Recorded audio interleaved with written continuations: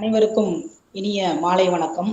சிவகாசி ஐயனாடார் ஜானகி அம்மாள் கல்லூரியின் தமிழ்துறை மற்றும் தமிழாய்வு மையம் நிகழ்த்தக்கூடிய பன்னாட்டு அளவிலான இணையவழி நிகழ்வு தும்பை ஆய்வுக்களம் நிகழ்வு 163 இனிதே துவங்குகின்றது. நிகழ்வின் தொடக்கமாக வரவேற்புரை ஆற்றிட வருமாறு முதுகலை தமிழ்துறை தலைவர் முனைவர் அருள்மொழி அம்மா அவர்களை அன்போடு அழைக்கின்றேன். அனைவருக்கும் இனிய மாலை வணக்கம். ஐயனாடார் ஜானகி அம்மாள் கல்லூரி தமிழ்துறை மற்றும் தமிழாய்வு மையம் சார்பாக நிகழக்கூடிய தும்பை ஆய்வுக்களம் நிகழ்வு 163. இன்றைய நிகழ்வில் நம்மிடையே தொல்காப்பியம் குறித்து பேசுவதற்காக புதுச்சேரி செய்தித்துறையினுடைய பணி நிறைவு பெற்ற ஒரு மூத்த இலக்கண ஆர்வலர் திரு பத்மநாபன் ஐயா அவர்கள் வருகின்றிருக்கின்றார்கள். தொல்காப்பியத்தை பேசுவது என்பதும் அதை குறித்து பகிர்வது என்பதுமே மிகவும் மகிழ்ச்சியான ஒரு அனுபவமாக இருக்கும். தொல்காப்பியத்தினுடைய எந்த நூற்பாவை தொட்டு பேசினாலும் அந்த நூற்பாவை குறித்து எப்படியும் 1 மணி நேரம் 2 மணி நேரம் பேசிக்கொண்டே இருக்கலாம். அகர முதல் நகர இருவாய் என்று பேசினாலும் பேசிக்கொண்டு செல்லலாம். எல்லா சொல்லும் பொருள் குறித்தனவை என்று ஒற்றை நூற்பாவை எடுத்துக்கொண்டு பேசினாலும் எவ்வளவு மணி நேரம் வேண்டுமானாலும் பேசலாம். இன்றும் நம்மோடு உறைந்து வாழக்கூடிய தொல்காப்பியம். தொல்காப்பியத்துக்கு நமக்கு ஏதோ தொடர்பே இல்லாத ஒரு பழமையான ஒரு பண்டைய ஒரு இலக்கண நூல் அப்படின்னு நம்ம ஒதுக்கி வச்சிட முடியாது. எல்லா அமைப்புகளிலும் பேராக இருந்தாலும், அது வினை சொல்லாக இருந்தாலும், வாழ்வியலுக்கான இலக்கணமாக இருந்தாலும், எல்லா நிலைகளிலும் நாம் அந்த தொல்காப்பியத்தை அனுபவித்து பார்க்க முடியும். நம்மோடு உறைந்து வாழக்கூடிய அந்த தொல்காப்பியம் குறித்து ஐயா பேச வருகின்றிருப்பது மகிழ்ச்சி அளிக்கிறது. எல்லோருமே திருக்குறளை நேசிப்பார்கள், சங்க இலக்கியத்தை நேசிப்பார்கள், நவீன இலக்கியத்தை நேசிப்பார்கள். நான் தொல்காப்பிய தொண்டன் என்று யாருக்கும் நான் பட்டம் வைத்து பார்த்ததில்லை.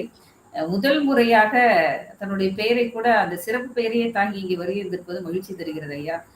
தொல்காப்பியம் எவ்வளவு 2600 ஆண்டுகளுக்கு முற்பட்டதாக நாம் கருதினால் கூட அது நீடிய பயணம் செய்து வந்திருக்கக்கூடிய அந்த காலத்தினுடைய தன்மை, அதனுடைய அந்த செறிவு, அதனுடைய கருத்தாக்கம் எல்லாவற்றையும் கலந்து உங்களுடைய பேச்சு இன்று அமையும் என்று எதிர்பார்க்கின்றோம். முத்தமிழ் செல்வன் அவர்கள் உங்களை குறித்து கூறிக்கொண்டிருந்தார். பேரார்வம் மிக்கவர் தொல்காப்பியத்தின் மீது. எனவே ஐயா அவர்களை கண்டிப்பாக அழைப்போம் என்றார்கள். எங்களுடைய இனிய அழைப்பை ஏற்று வருகின்றிருக்கக்கூடிய தொல்காப்பிய தொண்டன் கலைமாமணி திரு பத்மநாபன் ஐயா அவர்களை கல்லூரியின் சார்பாகவும் தமிழ்துறையின் சார்பாகவும் பெருமகிழ்ச்சியோடு வருக வருக என வரவேற்று அமைகின்றோம் ஐயா. இந்த நிகழ்வினுடைய ஒருங்கிணைப்பாளர்களாக இருக்கக்கூடிய எங்கள் தமிழ்துறையினுடைய மூத்த பேராசிரியர் அவர்களையும் உதவி பேராசிரியர் தமிழரசன் அவர்களையும் வரவேற்கின்றேன். இந்த நிகழ்விலே கலந்து கொள்வதற்காக இணைய வழியிலே இணைந்திருக்கக்கூடிய பல்வேறு நிறுவனங்களை சார்ந்த பேராசிரியர்கள், ஆய்வு மாணவர்கள் அத்துணை பேரையும் வரவேற்று அமைகின்றோம். நன்றி. நன்றி அம்மா. தொடர்ந்து சிறப்பு விருந்தினர் குறித்தான அறிமுக உரை ஆற்றிட வருமாறு முதுகலை தமிழ்துறை பேராசிரியர் நிகழ்வின் ஒருங்கிணைப்பாளர் முனைவர் முத்தமிழ் செல்வன் ஐயா அவர்களை அன்போடு அழைக்கின்றேன். அனைவருக்கும் இனிய மாலை வணக்கம்.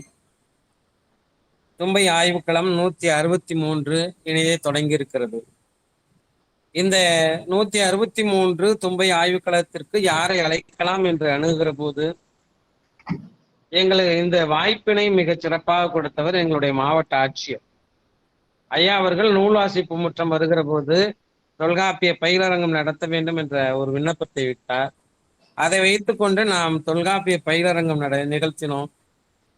அந்த அழைப்புதலை பலருக்கும் நாங்கள் பகிர்ந்து கொண்டோம். அப்போது கிடைத்த ஒரு மிகப்பெரிய வரப்பிரசாதம் தான் இன்னைக்கு நம்மோடு பேச இருக்கக்கூடிய தொல்காப்பிய தொண்டன். உண்மையாவே பேரே தொல்காப்பிய தொண்டன் நான் ஆரம்பத்தில் நினைச்சேன். அப்படிதான் சொன்னார், நான் தொல்காப்பிய தொண்டன் பேசுகிறேன் அப்படின்னு சொன்னார். அவர் தொல்காப்பிய தொண்டன்னு பேர் போல இருக்குன்னு நான் நினைச்சேன். அப்புறம்தான் ஐயா அவர்கள் நான் தொல்காப்பியனுடைய அணுத்தொண்டன் அப்படின்னு சொன்னாரு. ஆக எப்படியாவது தொல்காப்பியம் பேசுவதற்கு இன்றைக்கு மிக குறைந்த எண்ணிக்கையில் தான் ஆள் இருக்கிறார். பழனிவேல் ஐயா வருகிறார்கள் என்று சொன்ன உடனேயே நானும் வருகிறேன் என்று அன்றைக்கு ஒரு உத்தரவாதம் கொடுத்தார்கள் ஐயா அவர்கள். ஏதோ தவிர்க்க முடியாத சூழலில் நம் கல்லூரிக்கு நேரடியாக வர இயலவில்லை. இருந்த போதிலும் நம்முடைய அழைப்பை ஏற்று இன்றைக்கு இணைய வழியில் பேச இருக்கிறார்கள். ஐயா அவர்கள் மிகச்சிறந்த ஆளுமை. உண்மையாகவே நாங்கள் எல்லாம் அவர் பயின்ற வாசு மாணிக்கம், அதே போல சுந்தரமூர்த்தி ஐயா, சோனா கந்தசாமி ஐயா, அதே போல் வெள்ளைவாரணர், இவர்களெல்லாம் பயின்றவர் என்று சொன்னாலே கண்டிப்பாக ஒரு போதிலும் அவர் சோடை போக மாட்டார் என்பது எங்களுக்கு நம்பிக்கையாக இருந்தது. அவருடைய பேச்சில் உண்மையாகவே மிக அழகான தெளிவான உச்சரிப்பு. சில நிமிடங்களுக்கு முன்னேதான் ஐயாவை அழைத்தேன். சரி, ஐயா தான் தமிழில், தூய தமிழில் மிக அழகாக பேசுகிறார் என்று நினைத்தால், அவர்கள் வீட்டில் இருக்கக்கூடிய அத்தனை பேரும் அம்மா அவர்களை யாரை எடுத்தாங்க அலைபேசிய எடுத்துட்டு என்ன சொன்னாங்கன்னா, சில சரிங்கய்யா, சில நிமிடங்கள் கழித்து அழைக்கலாமே என்று வார்த்தை சொன்னா நான் வியந்து போனேன். உண்மையாகவே எல்லாருமே இப்படி பேசக்கூடிய ஒரு தன்மை.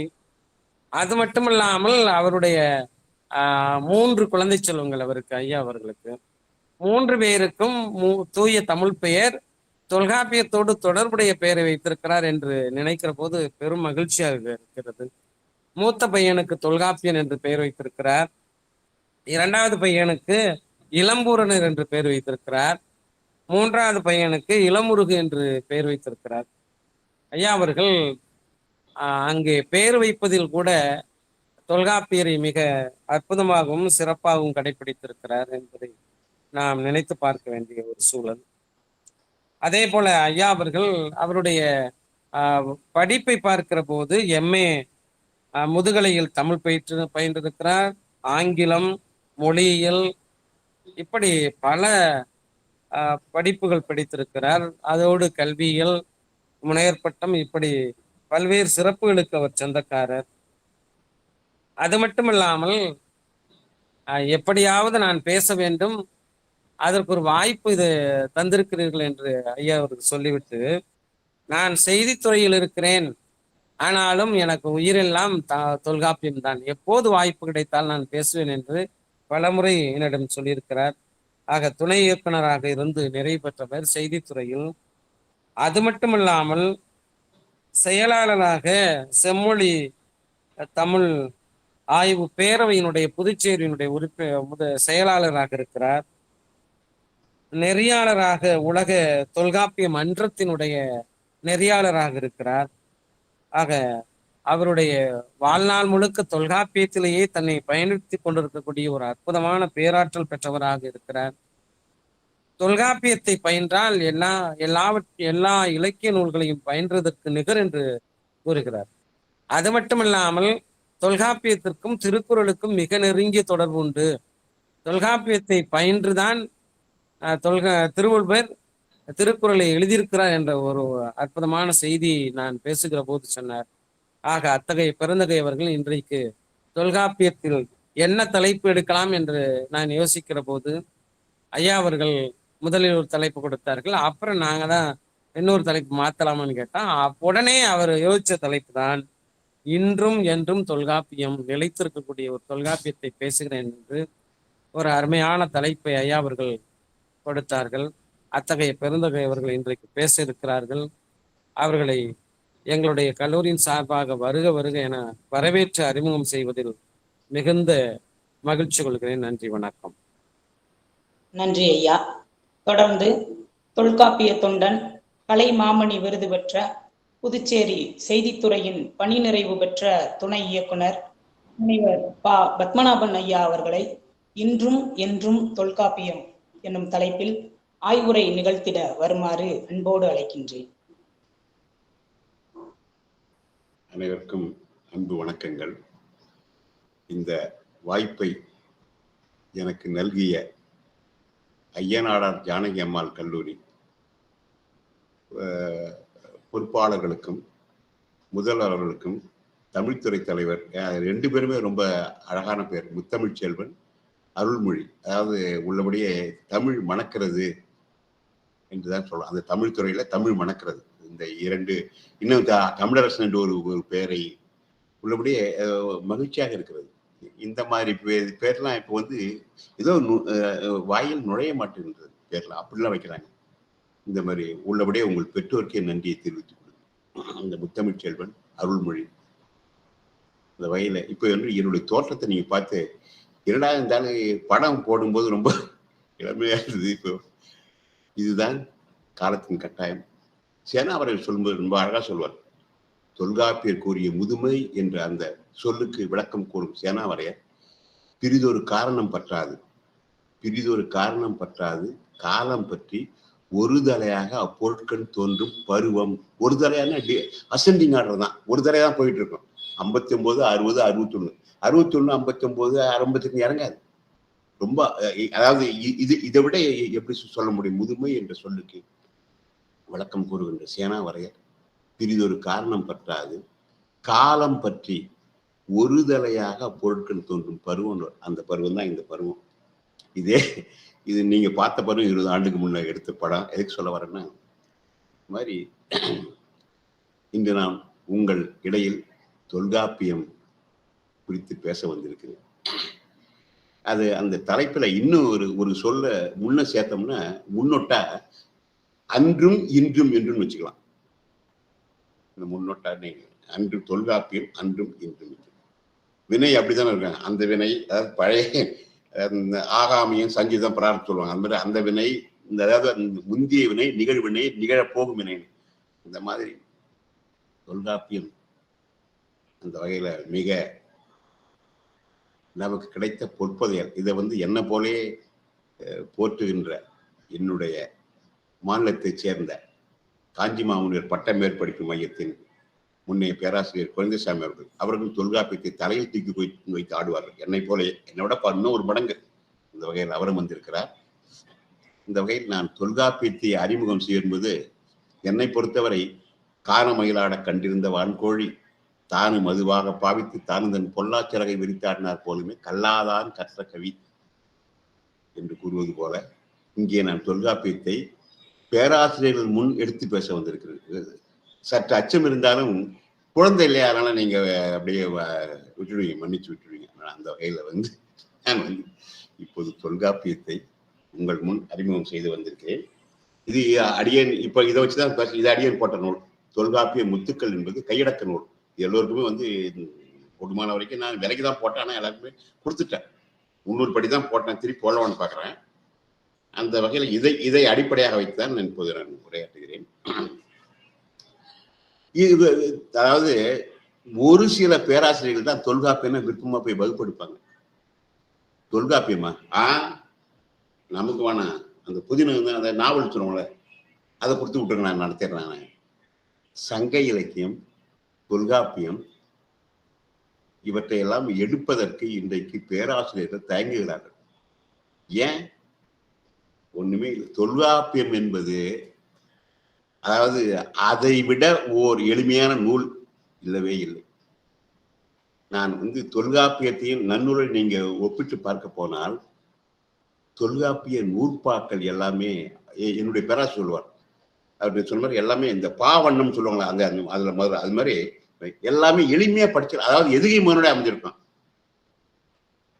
எதுக்கு ஆனா நன்னூல் பாருங்க, நட வேற்றுமையில் நடவும் அல்வழி அவற்றோட வழிவரி நாம் வெளிமை நனம் இடைவன் இயல்பு இயல்பாகும் இருவழியான் என்ப. அது உங்களுக்கு ரொம்ப நீங்க அதாவது சிக்கலா தான் நீங்க.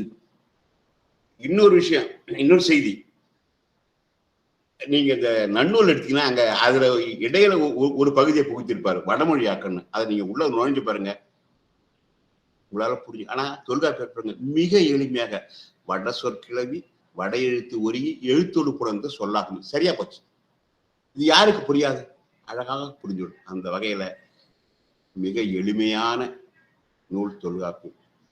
தமிழுக்கு கிடைத்த முதல் நூல். தமிழன் பெற்ற தவம், தமிழனுக்கு கிடைத்த பேரு தொல்காப்பியர். அந்த வகையில் தொல்காப்பியத்தை நான் இப்போது எந்த அளவில் நான் அறிமுகப்படுத்துவது என்று தெரியவில்லை. ஏனென்றால் இங்கே பல்வேறு வகையான ஆசிரியர்கள், பேராசிரியர் பெருமக்கள், மாணவர்கள் எல்லாம் இருக்கிறார்கள் என்று நான் கொஞ்சம் எளிமையா எனக்கு தெரிந்ததை சொல்லிவிட்டு போயிருக்கிறேன். சுருக்கமா முதல்ல ஒரு 10-20 நிமிடங்கள். அதாவது தொல்காப்பியத்துல இன்னும் கேட்டீங்கன்னா, அந்த தொல்காப்பிய அமைப்பே தெரியாதுக்காங்க பல பேர். எழுத்ததிகாரம், சொல்லதிகாரம், பொருளதிகாரம். இந்த எழுத்ததிகாரத்தில் எத்தனை இயல், அதாவது ரொம்ப அழகாக அடிப்படையாக அமைத்தார் தொல்காப்பியர். முந்து நூல் கண்டு முறைப்படையின் பனம்பாரனார் அவரை பாராட்டும் போது, தன்னுடைய வகுப்பு தோழராகிய பனம்பாரனார் அவரை பாராட்டும் போது, முந்து நூல் கண்டு முறைப்படை எண்ணி செந்தமிழ் இயற்கை சிவனை நடத்தோடு, அதாவது எழுத்தும் சொல்லும் பொருளும் நாடி, இப்படிலாம் அப்படி எடுத்தெடுப்பில் ஒரு தொல்காப்பியர் எழுதியில்லை. அது அவருடைய வாழ்நாள் முயற்சி. அந்த வகையில் தொல்காப்பியத்தை படைத்த தொல்காப்பியர் ஓர் அழகான வடிவமைப்பில் தொல்காப்பியத்தை படைத்திருக்கிறார். அந்த உங்களுக்கு தெரியும், பேராசிரியர் பெருமக்களுக்கு தெரியும், எழுத்ததிகாரம், சொல்லதிகாரம், பொருளதிகாரம். ஒவ்வொரு அதிகாரமும் 9 இயல்களை கொண்டது என்று தெரியும். நூன் மரபு, மொழி மரபு, பிறப்பியல், புணரியல், தொகை மரபு, உருபியல், உயிர் மயங்கியல், புள்ளி மயங்கியல், குற்றியுலுகுற புணரியல் தனியாகவே அமைத்தார். குற்றியுலகத்துக்காக ஒரு இயலே அமைத்தார்.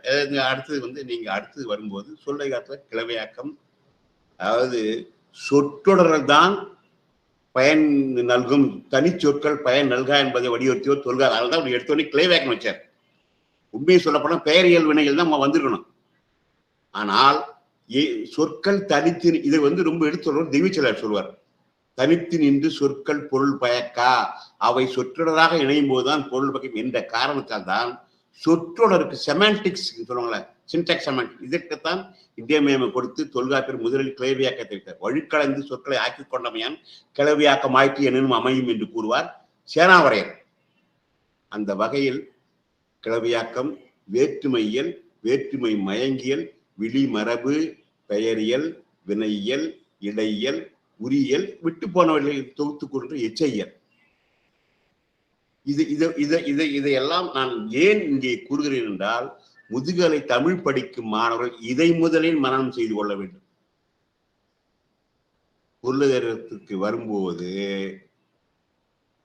அகத்திணையல், வாழ்வியல் இலக்கியம் சொல்றோம்ல, அதுக்கு எடுத்துக்காட்டு அகத்திணையல், புறத்திணையல், களவியல், கற்பியல், பொருளியல், மெய்ப்பாட்டியல், ஓமையியல், செய்யுளியல், மரபியல். 39-27 இதை முதலில் நன்கு திட்டமிட்டு கொண்டார். இதை முதலில் நன்கு திட்டமிட்டு அழகாக வடிவமைத்தார் தொல்காப்பியர். அதன் ஆண்டு சொல்லும் போது இன்றைக்கு 3000 ஆண்டு என்கிறார்கள். ஆனால் ஓர் உண்மை என்னவென்றால், அவருக்கு முன்பே தமிழன் இலக்கியத்தில் எவ்வாறு சிறந்து விளங்கி இருக்கிறான் என்பதற்கு அவர் நூற்பாக்களில் கூறிய மொழிப, என்பனார் புலவ, அறிந்திசினோரே, நோன்றிசினோர்னு சொல்வார். இந்த சொற்கள் எதை காட்டுகிறது என்றால், தொல்காப்பியத்திற்கு முன்னரே பல நூல்கள் இருந்திருக்கின்றன. தொல்காப்பியர் அவற்றையெல்லாம் உள்வாங்கி இருக்கிறார், படித்திருக்கிறார். முந்து நூல் கண்டு முறைப்பட எண்ணி என்று அவருடைய வகுப்பு தொடராக சொல்ல, ஆங்கிலத்தில் கிளாஸ்மேட், அவருடைய வகுப்பு தொடராக பணம் பாரனார் சொல்லியிருக்கிறார் தொல்காப்பியர். பல்பு எழுத்த படிமையான என்று கூறும்போது தன்னுடைய வகுப்பு தோழனை பற்றி அவர் அடுக்கி அந்த 12 செய்தி சொல்லுவார். அதுல அந்த வடவேங்கடம் தென்குடி. அந்த வகையில தொல்காப்பியர் 3 அதிகாரங்களை படைத்து ஒவ்வொரு அதிகாரத்திற்கும் 9 இயல்களை படைத்தவர். நூற்பாக்கள் சொல்ல போனால் எழுத்ததிகாரத்துல 483 நூற்பாக்கள். எழுத்ததிகாரத்து சூத்திரங்கள் எல்லாம் ஒழுக்கிய 9 ஒத்திருள் வழுக்கின்று 400 நாவலர்கள் மேலூற்று வைத்தார் விரித்தின் ஒரு வெண்பாவர். அப்ப இது சொல்லதிகாரத்துக்கு மாறுபடுது, எழுத்ததிகாரத்துக்கு மாறுபடல. இதுல பொருளதிகாரத்துக்கு 610. அதாவது எதுக்கு சொல்ல வரேன்னா, மொத்த நூற்பாக்கள் 1610. அதை பொதுவா சில இடத்துல 1611.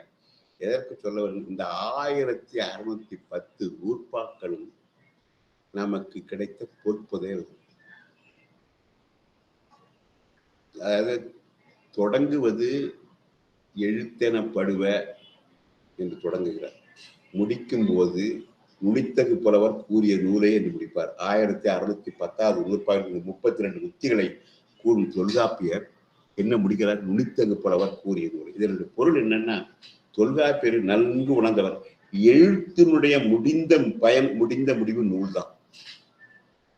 எழுத்தறிய தீரும் எழிதகமை தீர்ந்தால் மொழித்திறத்தின் முட்டறுப்பானாகும், மொழித்திறத்தின் முட்டறுத்த நூலோன் முதல் நூல் பொருள் இருந்து கட்டறுத்து என்பது ஒரு வெண்பா. அப்படி பார்க்கும்போது எழுத்தில் தொடங்கி நூலில் முடிக்கிறார். எழுத்தினுடைய எதுக்கு படிக்கிறோம்? நூல் எழுத்தான படிக்கிறோம். அதை அதை நம்ம பேராசிரியர் குழந்தைசாமி சொல்லும்போது, செய்யுள் என்பது தொல்காப்பியரால் சொல்லப்பட்ட செய்யுள் என்பதற்கு இன்றைக்கு தவறாக பொருள் புரிந்து கொண்டு வெறும் செய்யுள் சான்றோரால் படித்தவரால் செய்யப்பட்ட அனைத்தும் செய்யுள் தான். வழக்கும் செய்யுளும் சொல்லுது. வழக்கு என்பது பேச்சு வழக்கு. எழுத்து வழக்கில் வருகின்ற அத்தனையும் செய்யுள் என்றுதான் தொல்காப்பியர் சொன்னார். செய்யப்படுவது செய்யுள். ஆனால் இன்னைக்கு வெறும் கவிதையை மட்டுமே நாம் செய்யுள் என்று சொல்கிறோம். அந்த வகையில் 483 நூற்பாக்கள் எழுத்ததிகாரத்தில், சொல்லதிகாரத்தில் 453, 63, பொருளையத்தில் 610க்கு மேல் என்பது. இந்த வகையில் கூறிய தொல்காப்பியர் ஒவ்வொரு நூற்பாவிலும் எவ்வளவு அழுத்தமான கருத்துக்களை வைத்திருக்கிறார். இதற்கு நாம் அப்படியே சென்று கொண்டே சொல்லலாம். முதல் நூற்பாவை எடுத்துக் கொள்கிறேன். நான் பின்னால நீங்க வரேன். முதல் நூற்பா அத்தனை பேருக்கும் தெரியும். எழுத்தெனப்படுவ அகர முதல் நகர இருவாய் முப்பகுதி என்பது சார்ந்து வரல் மரபின் மூன்றலங்கள். இங்கே தொல்காப்பியர் சூட்டிய எழுத்து என்பது வரி வடிவத்தை அன்று ஒலி வடிவத்தைத்தான் அவர் குறிக்கிறார். அவருக்கு முதல், அதாவது சொல்லுவாங்களா ஆங்கிலத்துல, மொழியில் சொல்லுவாங்க ஒலியன், பொனீம், அதுதான் சொல்றார். 30 எழுத்தெனப்படுவ உப்பகுதி என்ப சார்ந்து வரல் மரபின் மூன்றலங்களை. சார்பு எழுத்துக்களை நீக்கி எடுத்து குட்டியலரும் ஆயுதம், இந்த மூன்றை நீக்கி எடுத்து 30 எழுத்துக்கள். இது இன்ன வரைக்கும் அசைக்க முடிஞ்சுதா? இந்த நூற்பாவை இன்று வரை உங்களால் மாற்ற முடிந்ததா? இதுதான் அடிப்படை. நான் இங்கே மொழியியல் படித்தவன் என்ற காரணத்தால் இங்கே ஒரு சின்ன விளக்கத்தையும் கொடுத்துட்டு போகிறேன். இந்த 30 என்பது 12 உயிர்கள், 18 மெய்கள். இந்த 12 உயிர்களும் வவ்வல் பொனிம்ஸ், அது கான்சனன்ட் பொனிம்ஸ். இந்த 18 மெய்களும் இதை நீங்க எப்படி எழுதினாலும் ஆ இம் மா என்றால் அம்மா தான், அப்பா என்றால் ஆ இப்பா அப்பா. ஆனால் நான் முதுகலை ஆங்கிலம் படித்த போது எனக்கோ வியப்பு தோன்றியது. ஏன்னா அங்க ஒலி வடிவத்திற்கும் வரி வடிவத்திற்கும் மிகப்பெரிய, நீங்கள் தெரிந்து கொள்ள வேண்டியது, ஒலி வடிவத்திற்கும் வரி வடிவத்திற்கும் மிகப்பெரிய வேறுபாடு. வரி வடிவம் எத்தனை? 26 தான், ஏ தொடங்கி இசட். ஆனால் ஒலி வடிவம் 44. எப்படின்னா அதுக்கு நான் ஒரே ஒரு எடுத்துக்காட்டு மட்டும் சொல்லிட்டு போயிடுறேன். யூ இருக்குல்ல, ஆங்கில யூ, இதை நீங்க பீக்கும் டீக்கும் இடையில போட்டீங்கன்னா புட்டுன்னு ஆயிடும். அப்ப அந்த யூ என்ற சொல் ஊ என்ற ஒலிப்போடு வருது, புட்டு, பியூட்டி புட்டு. அதே சீக்கும் அதே டீக்கு இடையில போடுங்க, எப்படி வருது? புட்டுன்னு தானே வரணும், கட்டுன்னு வருது இல்லையா? கட்டுன்னு வருதா இல்லையா? அப்ப உகரம் அகரமாக மாறி விடுகிறது. அந்த உகர ஒலி இங்கே அகர ஒலியாக மாறிவிடும். இது ஒரு தனி ஒலி என்றாங்க ஆங்கிலத்தில். அங்க அந்த உகரம் ஒரு தனி ஒலின்றாங்க. அதாவது யூ என்ற வரி வடிவம் ஒலி வடிவமாக மாறுகின்ற போது 2 நிலைகளை அடைந்து விடுகிறது. ஒன்று ஊ, இன்னொன்று ஆ. இந்த நிலைமை எங்க தமிழ்ல சொல்லுங்க பார்ப்போம். தொல்காப்பியர் வரையறுத்து போனதா? அந்த வரையறையை மீற முடியுதா பாருங்க இன்னைக்கு. இதெல்லாம் நான் இப்ப பேராசிரியரா சொல்றேன்.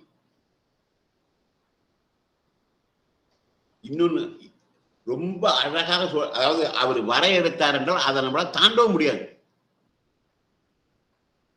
ரகார ரகாரம் குற்றொற்றாக எங்கேயாவது ஒரு சொல்லி தமிழ்ல கண்டுபிடிச்சிட்டீங்கன்னா நான் ஒரு 1000 ரூபாய் கொடுத்துட்றேன். அதாவது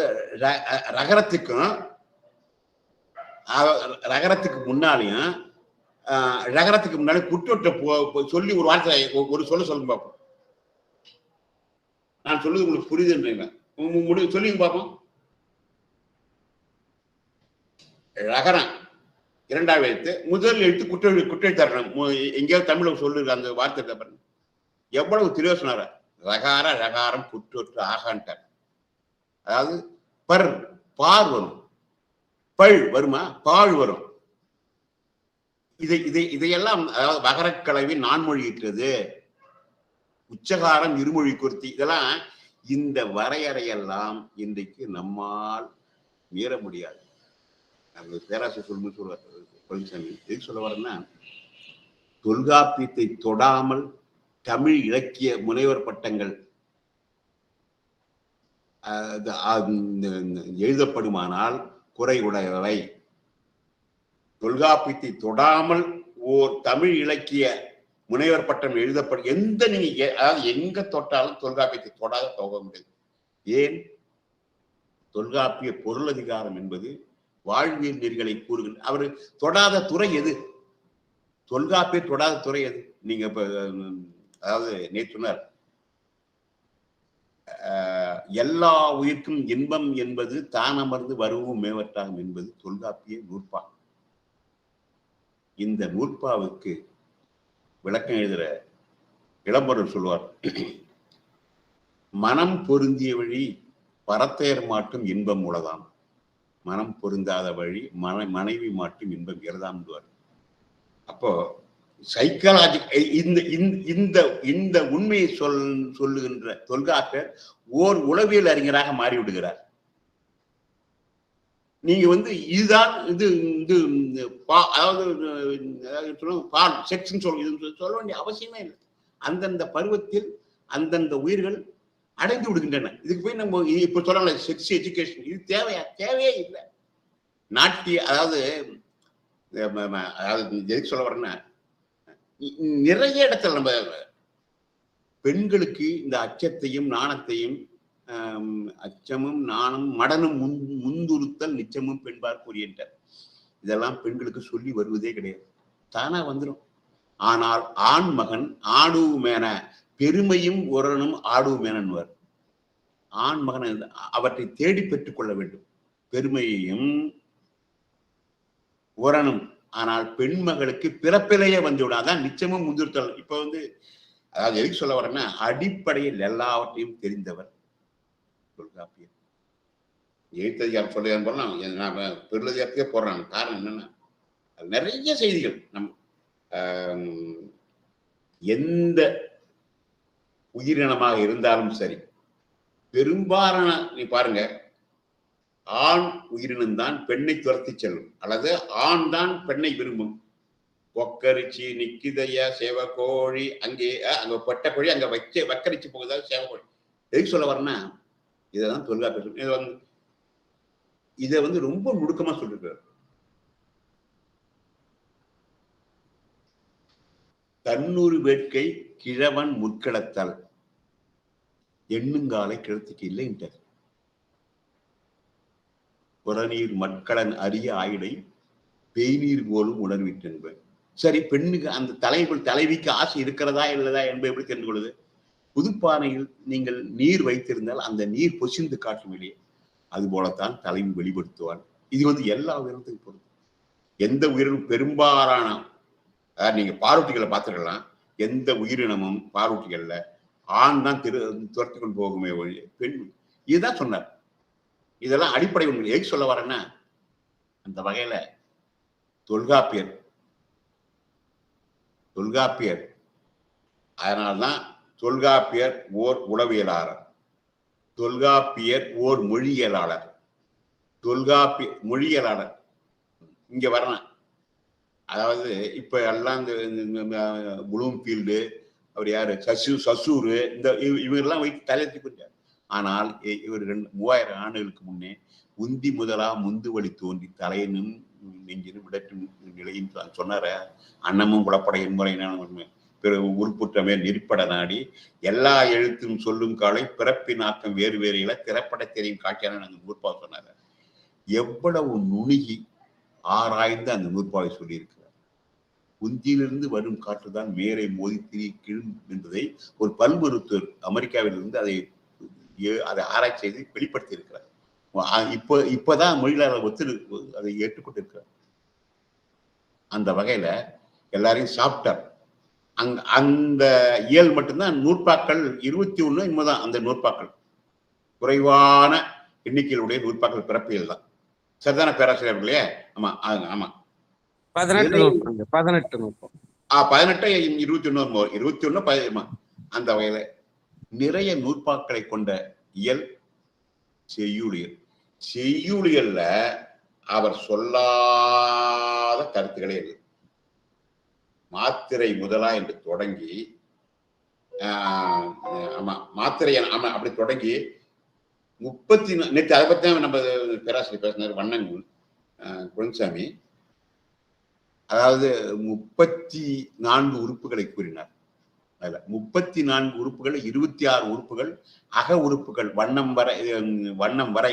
அதற்கு பிறகு அம்மை, அழகு, தொன்மை, தோல் இதெல்லாம் வந்து புற உறுப்புகள். இது செய்யுள்ல வந்து புறத்தை பார்க்கின்ற உறுப்புகள். இதுல வந்து அவர் சில நூற்பாக்கள் சொல்லும் போது மாத்திரை முதலா அடிநிலைக்காரும் நோக்குதற்காரும் நோக்கெனப்படும். ஒரு செய்யுளை எடுத்து நீங்க எப்படிதான் வந்து அதை வந்து நீங்க பகுத்து ஆராயணும்னு சொல்லும்போது மாத்திரை தொடங்கி அடிவரை நுணுகி ஆராய வேண்டும். அதுதான் முழு நோக்கு. அது இளம்பொன் சொல்லுவாங்க, இடைமுடக்கா ஓடுது அப்படின்னு சொல்லி இளம்பொன் சொல்றது எனக்கு சரியா தெரியல. அந்த வகையில தொல்காப்பிய நூற்பாக்கள் என்றும் நினைந்து போற்றத்தக்கவை. அன்றைக்கும் இப்ப வந்து தொல்காப்பியத்திற்கு உரை வகுத்தோர் யார்? உங்களுக்கு எல்லாருக்குமே தெரியும். நான் என்னுடைய 2வது மகனுக்கு அதனால்தான் அந்த பெயரை வைத்தேன். தொல்காப்பியத்திற்கு தொல்காப்பியம் என்ற அந்த மிகப்பெரிய பலாப்பழத்தை சரி உங்களால் அறுக்க முடியாது, நான் அறுத்து கொடுக்கிறேன் என்று அதை அறுத்து கொடுத்தவர், அதில் உள்ள சுளைகளை கொடுத்தவர் இளம்போர்னர். அதாவது தொல்காப்பியம் முழுமைக்கு உரை கண்டிருந்தார். அதற்கடுத்து நச்சினார்க்கினியர் கூட முழுதாக உரை எழுதினார் என்பதற்கான ஒரு வெண்பா இருக்கிறது. பார தொல்காப்பியமும் 10 பாட்டும் கலியும் ஆற குறுந்தொகையில் 5 குறுந்தொகைக்கு ஒரு 20 பாட்டுகள் இருந்து நச்சினார்க்கினியர் உரை எழுதியிருக்கார். சார திருத்தகு மாமணிசை சிந்தாமணியும் விரித்த நச்சினார்க்கினியமை. அப்படி இருக்கும்போது நமக்கு வந்து அல் பேரு வந்து அந்த 5 இயல் கிடைச்சது பொருளதிகாரத்துல. எழுத்ததிகாரம் சொல்ல கிடைச்சது. நமக்கு இன்னொரு நல்ல பேராக செய்யுள் கிடைச்சது. மற்ற அந்த 5, 1, 6 3 இயல்கள், அது ஓமையில், மெய்ப்பாட்டியல், மரபியல், இவை இந்த 3 இயலுக்கும் நச்சினார்க்கினியர். அதுக்கு அடுத்தது வந்து சேனாவரையர், பேராசிரியர், கல்லாடர், தெய்வச்சிலையார். இந்த 6 பேரும். இதற்கு மேல ஆத்திரேயர் என்பவர் ஒரு உரை சொல்லுகிறதுக்கு, அது வந்து அந்த உரை வந்து அவ்வளவு சிறப்பான உரையில மற்றவர்களை அப்படி பின்பற்றி எழுதியிருக்கிறாருன்னு நினைக்கிறேன். அது என்கிட்ட இருக்கு அந்த நூல். தஞ்சை சரஸ்வதி மகால்ல போட்ட நூல் அது. அந்த வகையில இப்போது நான் எதை எடுத்து கூற வருகிறேன் என்றால், உரையாசிரியர் யாரும் தொடர மாட்டாங்க.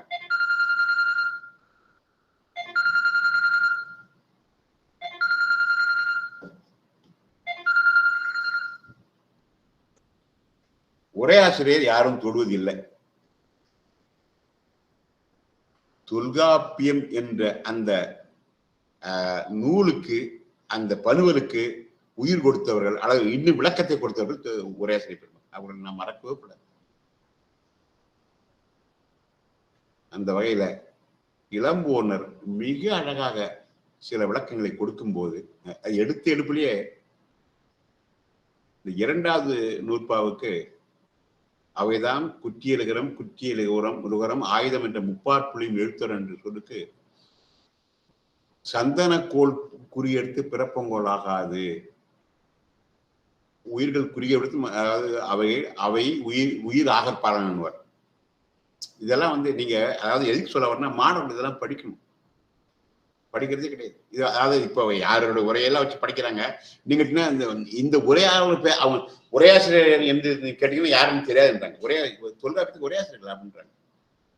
இப்போ அதாவது பாடத்திட்டத்தில் இருக்கும், ஆனா அதை எடுத்து நடத்துறது கிடையாது. நாமும் அந்த மாதிரி ரொம்ப அழகா சில இடத்துல தான் சொல்லுவார்.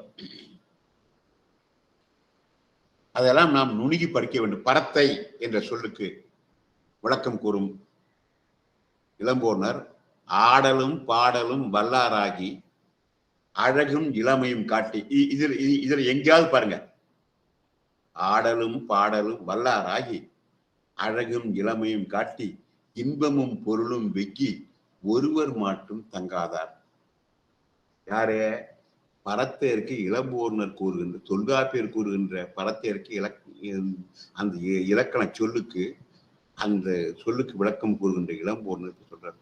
ஆடலும் பாடலும் வல்லாராகி அழகும் இளமையும் காட்டி இன்பமும் பொருளும் வெக்கி ஒருவர் மட்டும் தங்காதார். இது அங்க சொல்லுவா மணிமேகலையில. யாரு? சித்ராபதி சொல்லுவா. யாருகிட்ட? மாதவிட்ட. நருந்தாது உண்டு நயனில் காலை வரும்பூ துறக்கும் வண்டு போல். நம்மளாம் யாருடையே நல்ல தேன் உள்ள மணல்ல போய் அப்படியே இந்த தேனை குடிச்சுட்டு அதை அந்த விட்டுட்டு வந்துடும்ல, அது மாதிரி வண்டுடின்னுவார். நாமெல்லாம் வண்டு போன்றவர்கள். பான்மகன் படுவு பட்டுழி படுவும் பான்மையில் யாழினம் போலும் இயல்பு இனம் ஆகுவோம்.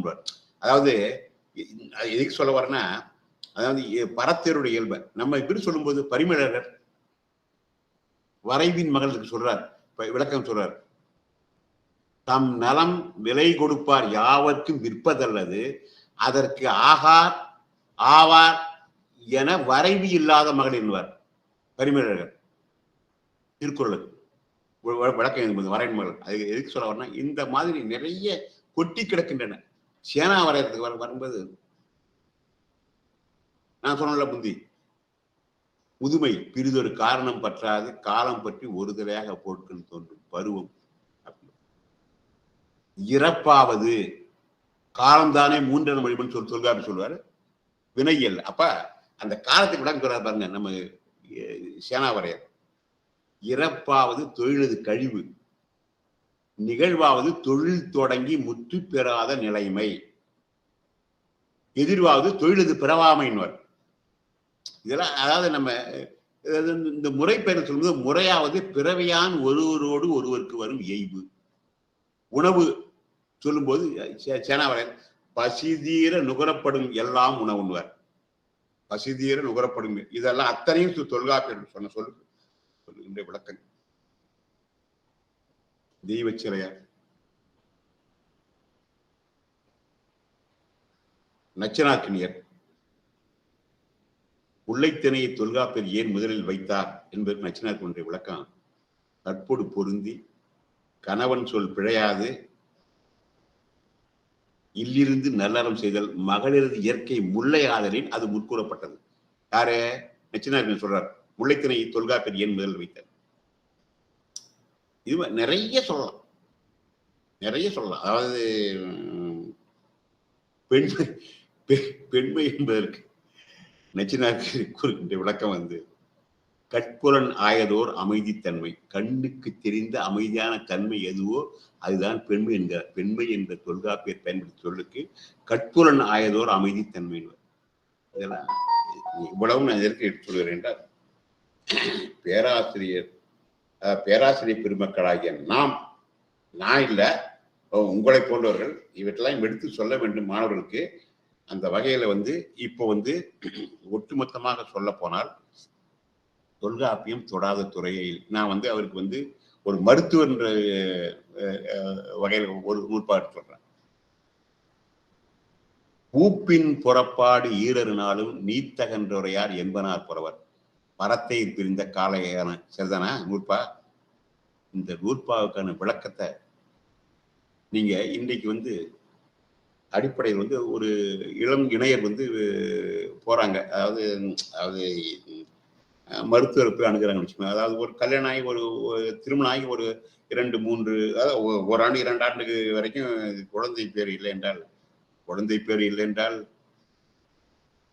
என்ன எவ்வளவெல்லாம் வசைச்சொல் இருக்கும் என்பது நான் சொல்ல வேண்டிய. படைப்பு பலபடைத்து பலரோடு உண்ணும் உடைப்பெறும் செல்வராயினும் இடைப்பட குறுகுறு நடந்து சிறுகை நீட்டி இட்டும் தொட்டும் கவியும் தொடர்ந்தும் நெய்யுடை அடிச்சலை மெய்பட வைத்தும் மயக்குறு மாக்களை எல்லோருக்கு பயக்குறை இல்லை தாம் வாழ்நாள் பொன்னாள் சொல்றான். அதனால இந்த மழை செல்வம் சற்று காலம் பொறுத்து ஏற்படும் போது இந்த இணையர் போகும்போது அப்ப மருத்துவர் சொல்ற அறிவுரை என்ன அறிவுரை சொல்லுவார்னா, அந்த வீட்டுக்கு தூரம் சொல்லுவாங்க, வீட்டு விளக்கு, அதுக்கு வந்த பிறகு ஒரு 3 நாள் அல்லது ஒரு 10-15 நாள் வந்து எங்கேயும் செல்லாதீர்கள், தம்பதி சமேதராய் கொடுத்து நடத்தணும்னு சொல்லுவாங்க. இதுதான் இந்த நூற்பாவை தான் தொல்காப்பியர் 3000 வருஷம் சொல்லிட்டு போயிட்டார். பூப்பின் புறப்பாடு ஈரரு நாளும், அதாவது பூப்பு முடிந்தவுடன் 3வது நாளிலிருந்து 12வது 4 நாள் வரை நீத்தகன்றுரையார் என்பனார் புலவர். இது வந்து எனக்கு முன்னே சொல்லிட்டு போயிட்டாங்கடா. பரத்தேறி பிரிந்த காலையான பரத்தை பிரிந்து மீண்டும் அதுக்கு நமது இளம்பொன்று எழுதிய விளக்கம் என்னன்னா, அகுது எகுது அந்த அந்த இடைப்பட்ட காலம் மகளிருக்கு கருத்தோன்றும் காலமாகலின்வர் இளம்பொன்னர். இந்த வகையில தொல்காப்பியத்தை நாம் பேராசிரியர் வறுமை என்ற சொல்லுக்கு அவர் சொல்லுகின்ற விளக்கம், ஓகம் தூய்க்க பெறாத பற்றுள்ளம். வறுமை இளம்பொன்னர் சொல்லும்போது நல்குறவு சொல்றார். அதுக்கு விளக்கம் சொல்றாரு பாருங்க பேராசிரியர். ஓகம் தூய்க்க பெறாத பற்று உள்ளம். பறந்துபட்டு செல்வதோர் ஓசை. யாரு? பேராசிரியர். இதெல்லாம் அதாவது ரொம்ப, அதாவது இதெல்லாம் நம்ம வந்து நுணுகி பார்க்க வேண்டும், நுணுகி பார்க்க வேண்டும். நம்ம இதுல உள்ள போறதே கிடையாது. இதெல்லாம் அவர்கள் எனக்கு போட்ட பிச்சை. அண்ணாமலையில் திரும்ப திரும்ப திரும்ப திரும்ப தொல்காப்பியத்தை படிக்கும் உரையாசிரியர் படிக்கும்போது அந்த வகையில் நாம் தொல்காப்பியத்தை நான் இப்போ வந்து ஓரளவுக்குத்தான் உங்களுக்கு நான் எடுத்து வந்து, அதாவது நான் சொன்ன முந்தி, நானிலான் சால்பும் நடையிலான் நன்னொன்பும் ஊனிலான் செய்யும் உதாரணம் ஏனிலான் சேவகமும் செந்தமிழ் தேற்றாதான் கவிச்செயலும் என்ன போல நாவகமே நாடின் நகைன்னாங்க.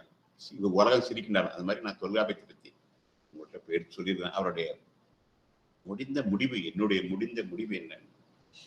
தொல்காப்பிய தொடாத துறையே இல்லை.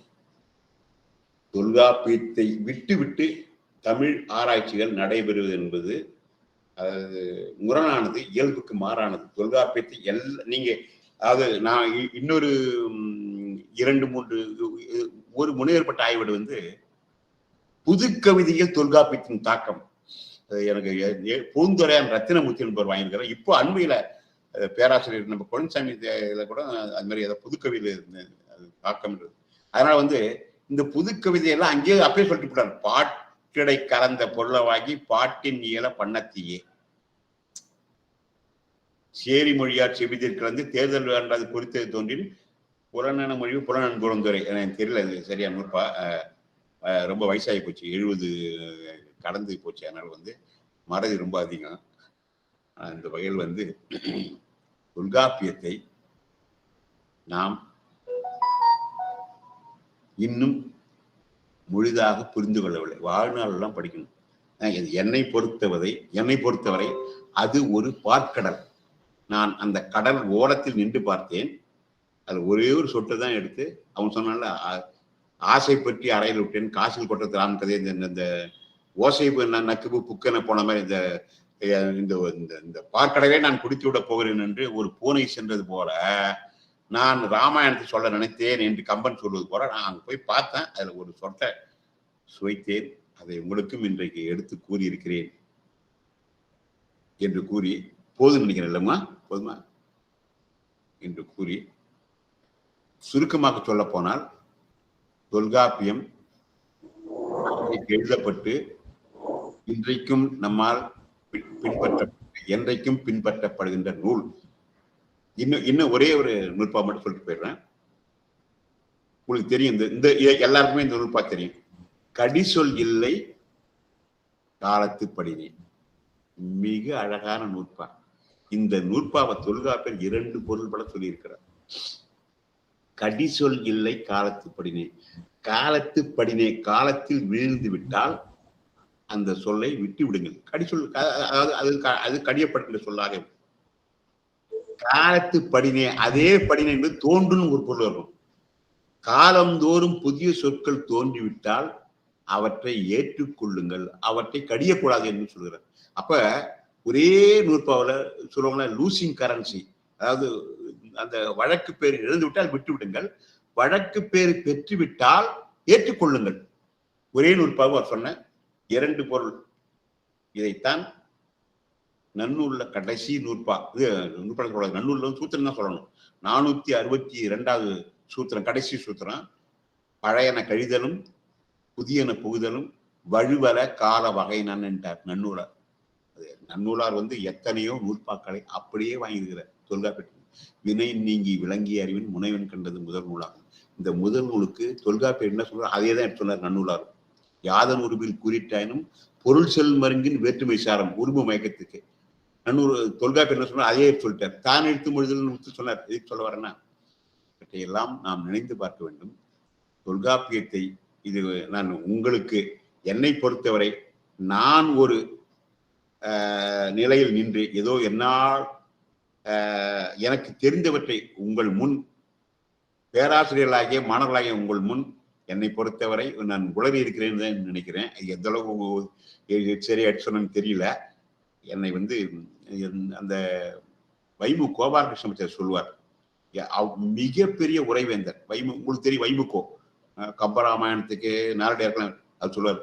அவர் ஒன்பது எழுதுவார் கடைசியில, குற்றம் களைந்து குறை பெய்து வாசித்தல் கற்றறிந்த மாந்தர் கடனர். குறை பெய்துனா குறையை நீக்கி நடத்தான், குறையை நீக்கி வாசித்தல் கற்றறிந்த மாந்தர் கடனர். அது மாதிரி நான் சொன்ன இந்த சொற்களில் எவையேனும் உங்களுக்கு பயன்படுமானால் அவற்றை எடுத்துக்கொண்டு மற்றவற்றை தள்ளி விடுங்கள் என்று கூறி உங்கள் அனைவரிடமிருந்து பணிவோடு வணங்கி விடைபெறுகிறேன். நன்றி, வணக்கம். நன்றி ஐயா. தொடர்ந்து கலந்துரையாடலுக்கான நேரம். தொல்காப்பியம் குறித்து ஏதேனும் வினாக்கள் ஐயங்கள் இருந்தால் ஐயாவிடம் கேட்டு கலந்துரையாடலாம். மிக்க மகிழ்ச்சி.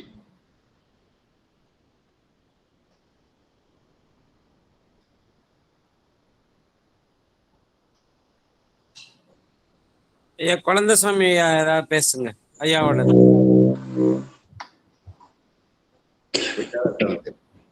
போயிட்டாரா?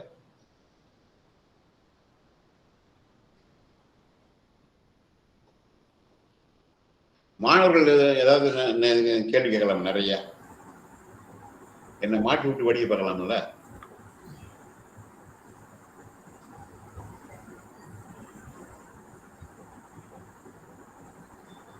நிறைவு செஞ்சுக்கலாம் சார். கேள்விகள் இல்லைன்னா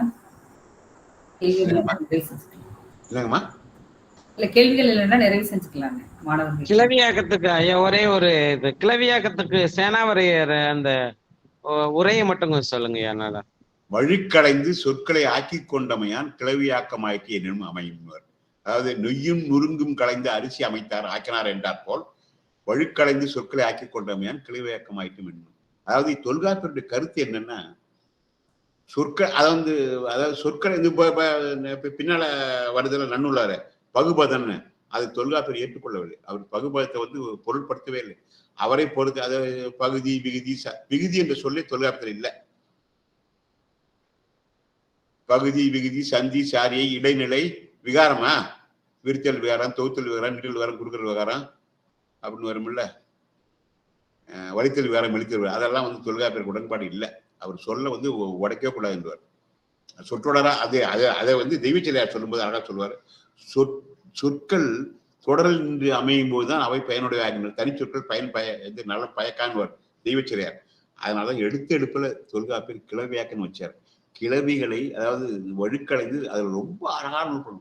அதாவது அதுல நிறைய கலைச்சொற்களை பயன்படுத்த வண்ணச்சனை, அடைசினை முதல் என 3 முறை மயங்காமை நடைபெற்றியலும் வண்ணச்சனை சொல், இனச்சுற்றுலா பண்புகள் பெயர்வுடைய வழக்காரல்ல செய்யுறாரே, இதெல்லாம் தொல்காப்பியர் கொடுத்த இலக்கண கலைச்சொற்கள். இனச்சுற்றுலா பண்புகள் பெயர்ப்புடை வண்ணச்சனை சொல், இது நிறைய வரும்.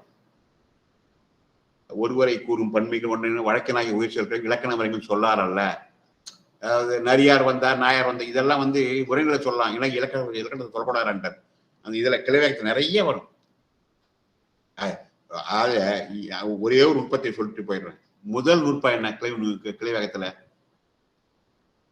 உயர்திணை என்பனார் மக்கள் சுட்டு, அக்ரிணை என்பனார் அவரால பெறவே, ஆயிரு திணையின் இசைக்கும் என சொல்லி. தொல்காப்பியருடைய பரந்த நோக்கை நாம் புரிந்து கொள்ள வேண்டும். உயருக்கு நேர் எது சொல்லுன? உயர், அதுக்கு எது சொல்? தாழ். சரிதானா? சரிதானாங்கய்யா? உயர்னா அது எப்படி பயன்படுத்துற? உயர் திணைன்றது.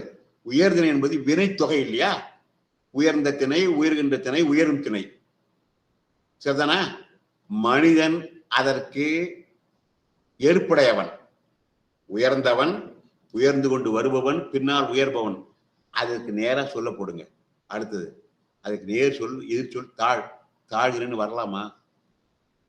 ஏன்னா மனிதனை தவிர மற்றவை உயிரினங்களை தாழ்ந்தவைகள் என்று ஆகிவிடும். அப்போ அதுவும் உங்களுக்கு வினைத்தொகை தான். தாழ்ந்த திணை, தாழ்கின்ற திணை, தாழ்ந்தினை மாறிடும். இந்த சொல்லை தொல்காப்பியர் பயன்படுத்த விரும்பவில்லை. காரணம், மனிதனை விட சில விலங்குகள் அறிவாற்றை அதிகமாக பயன்படுத்துகின்றன. சில விலங்குகள், பல விலங்குகள் மனிதனை விட, அதனால அவற்றை போய் நம்ம தாழ்த்தின்னு சொல்லக்கூடாது முடிவு பண்ணிட்டு தான் அல்திரின்னு சொல்லிட்டேன். அல்லாத திணைகள் அல் பிளஸ் திணை அக்ரணிய மாறிடுது. இதுல அதாவது ரொம்ப அழகா சொன்னார். அதனால அந்த அவர் நேரடியா போட்டிருக்கணும்னா உண்மையிலே போட்டுக்கணும், தாழ் திணைன்னு போட்டிருக்கணும். ஒரு திணையை உயர் திணைன்னு சொல்லிட்டு அடுத்த திணை அதுக்கு நேர் எதிர் திணை தாழ் திணை போட்டுக்கணும். அப்போது மனிதன் அல்லாத ஏனைய உயிரினங்களும் மதிக்கப்பட வேண்டியவை, மதிக்கப்படுபவை, மனிதனுக்கு சரிசமமாக சில நேரத்தில் செயலாற்றக்கூடியவை. நாய், நன்றிக்கு நாயை விட ஒரு எரிந்த யானை அணையவர் நண்பூரியே நாய் அணையார் கேண்மை கெழியை கொள்ள வேண்டும்.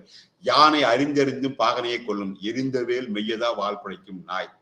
நாளுடைய அப்ப அந்த நன்றின்னு சொல்லும் போது நாய் தான் எடுத்துக்காட்டணும். அப்ப இந்த பண்புகள் எல்லாம் ஏனைய உயிர்களுக்கு இருப்பதால் தான் அவற்றை தாழ்த்தினை என்று சொல்லவே இல்லை தொல்காப்பியர், அழுத்தினை என்று கூறினார். இது மாதிரி அதே மாதிரிதான் பொருளியத்துல முதல் நூற்பா என்ன,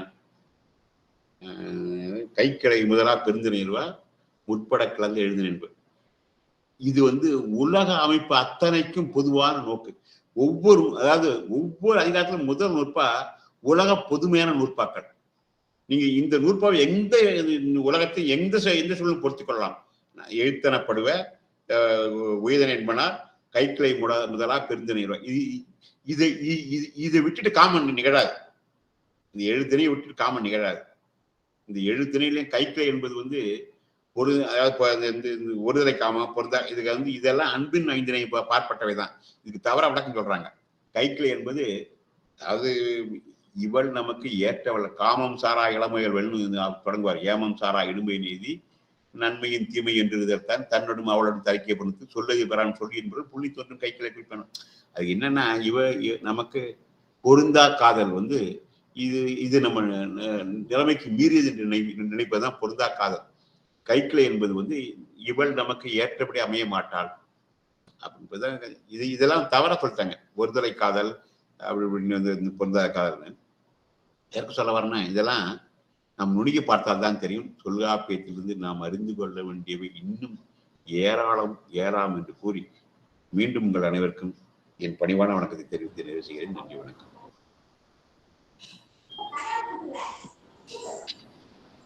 நிறைவு சேர்க்கலாமாம்மா? நிறைவு செஞ்சிருங்க. தும்பை ஆய்வுக்களம் நிகழ்வு 163 நிகழ்த்திட அனுமதி நல்கிய கல்லூரி முதல்வர் மற்றும் நிர்வாகத்தினருக்கு நன்றி.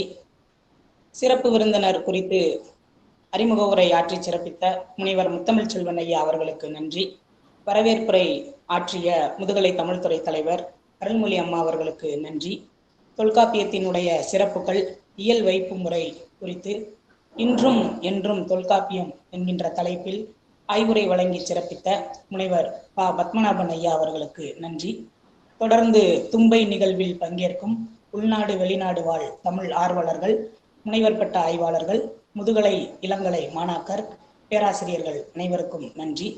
ஒரு சிறு கேள்வியை, ஒரு யோசனையை மனதில் தக்க வைத்து கொண்டு அறிவு தேடலில் ஈடுபடும் முக்கிய கண்டுபிடிப்பே ஆய்வு. மீண்டும் நல்லதொரு ஆய்வுரையோடு தும்பை நிகழ்வு 164 சந்திப்போம். நன்றி, வணக்கம். நன்றிங்கய்யா, மகிழ்ச்சிங்கய்யா.